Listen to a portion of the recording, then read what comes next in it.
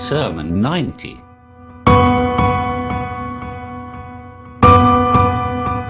This sermon is known as the Sermon of Skeletons, Khutbah al-Ashbah, and it holds one of the highest positions among the sermons of Imam Ali, peace be upon him. Mas'ud ibn Sadaqah has related from Imam Ja'far ibn Muhammad as-Sadiq, peace be upon him, saying, Imam Ali delivered this sermon from the pulpit of the mosque of Kufa, when someone asked him, "O Imam Ali, describe God for us, in such a way that we may imagine that we see him with eyes, so that our love and knowledge may increase about him." Imam Ali, peace be upon him, became angry at this request of the questioner, and ordered the Muslims to gather in the mosque. So many Muslims gathered in the mosque that the place was overcrowded.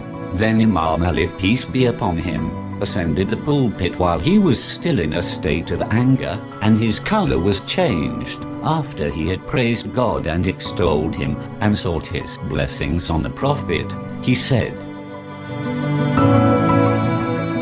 Description of God. Praise be to God, whom refusal to give away and stinginess do not make rich, and whom munificence and generosity do not make poor, although everyone who gives away loses to that extent except he, and every miser is blamed for his niggardliness. He obliges through beneficial bounties and plentiful gifts and grants. The whole creation is his dependence in sustenance. He has guaranteed their livelihood and ordained their sustenance. He has prepared the way for those who turn to him, and those who seek what is with him. He is as generous about what he is asked, as he is about that for which he is not asked. He is the first, for whom there was no before, so that there could be anything before him. He is the last, for whom there is no after, so that there could be anything after him. He prevents the pupils of the eyes from seeing him, or perceiving him. Time does not change over him, so as to admit of any change of condition about him. He is not in any place, so as to allow him movement from one place to another. If he gives away all that the mines of the mountains emit out, or the gold, silver, pearls, and cuttings of coral which the shells of the ocean vomit out, it would not affect his munificence, nor diminish the extent of what he has. In fact, he would still have such treasures of bounty as would not decrease by the demands of the creatures, because he is that generous being whom the begging of beggars cannot make poor, nor the pertinacity of besiegers make miser.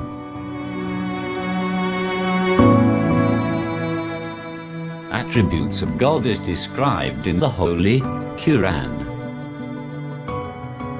Then look on questioner, be confined to those of his attributes, which the Quran had described, and seek light from the effulgence of its guidance. Lead to God that knowledge, which Satan has prompted you to seek, and which neither the Quran enjoins you to seek, nor is there any trace of it in the actions or sayings of the Prophet and other leaders, ulama, of guidance. This is the extreme limit of God's claim upon you. Know that firm in knowledge are those who refrain from opening the curtains that lie against the unknown, and their acknowledgement of ignorance about the details of the hidden unknown prevents them from further probing. God praises them for their admission that they are unable to get knowledge not allowed to them. They do not go deep into the discussion of what is not enjoined upon them about knowing him, and they call it firmness. Be content with this, and do not limit the greatness of God after the measure of your own intelligence, or else you would be among the destroyed ones. He is powerful, such that when imagination shoots its arrows to comprehend the extremity of his power, and mind, making itself free of the dangers of evil thoughts, tries to find him in the depth of his realm, and hearts long to grasp realities of his attributes, and openings of intelligence penetrate beyond description, in order to seek your knowledge about his being, crossing the dark pitfalls of the unknown, and concentrating towards him. He would turn them back they would return defeated, admitting that the reality of his knowledge cannot be comprehended by such random efforts, nor can an iota of the sublimity of his honor enter the understanding of thinkers.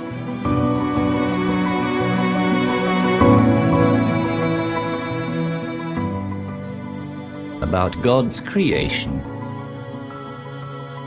He originated the creation without any example which he could follow, and without any specimen prepared by any known creator that was before him. He showed us the realm of his might, and such wonders which speak of his wisdom, the confession of the created things that their existence owes itself to him, made us realize that argument has been furnished about knowing him, so that there is no excuse against it. The signs of his creative power and standard of his wisdom are fixed in the wonderful things he has created. Whatever he has created is an argument in his favor, and a guide towards him. Even a silent thing is a guide towards him, as though it speaks, and its guidance towards the Creator is clear. O God, I stand witness that he who likens thee with the separateness of the limbs, or with the joining of the extremities of his body, did not acquaint his inner self with knowledge about thee, and his heart did not seek you a conviction to the effect that there is no partner for thee. It is as though he has not heard the wrongful followers disclaiming their false gods by sayings. By God, we were certainly in manifest error when we equaled you with the Lord of the worlds. They are wrong who liken thee to their idols, and dress thee with apparel of the creatures by their imagination, attribute to thee parts of body by their own thinking, and consider thee after the creatures of various types, through the working of their intelligence. I stand witness that whoever equated thee with anything out of thy creation took a match for thee, and whoever takes a match for thee is an unbeliever, according to what is stated in thy unambiguous verses, and indicated by the evidence of thy clear arguments. I also stand witness that thou art that God who cannot be confined in the fetters of intelligence, so as to admit change of condition by entering its imagination, nor in the shackles of mind, so as to become limited and an object of alterations. A part of the same sermon about the greatest perfection in God's creation. He has fixed limits for everything he has created, and made the limits firm, and he has fixed its working, and made the working delicate.